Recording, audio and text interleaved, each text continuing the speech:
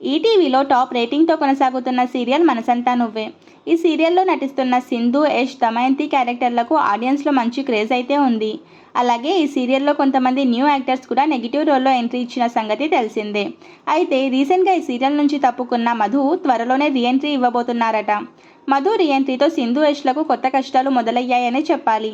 అలాగే ఇప్పుడిక Madhu రీఎంట్రీతో serial story లైన్లో కూడా చాలా మార్పులు చోటు చేసుకోబోతున్నాయి. అయితే ఈ సీరియల్ ఆడియన్స్ ఎప్పటి నుంచో ఎదురుచూస్తున్నట్టుగా మారుతీరావు పొలిటీషియన్ జైలుకి వెళ్తారు అనుకున్న టైంలో మధు రీఎంట్రీతో అంతా తారుమారై యష్ జైలుకి వెళ్ళబోతే సింధు ఏం చేస్తుందో చూడాలి మరి.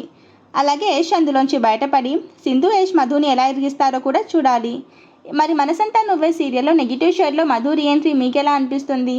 అలాగే మధు మారుతీరావు జైలుకి వెళ్ళాలి అనుకుంటున్నారో లేక యష్ జైలుకి వెళ్ళాలి అనుకుంటున్నారో కామెంట్ చేయండి.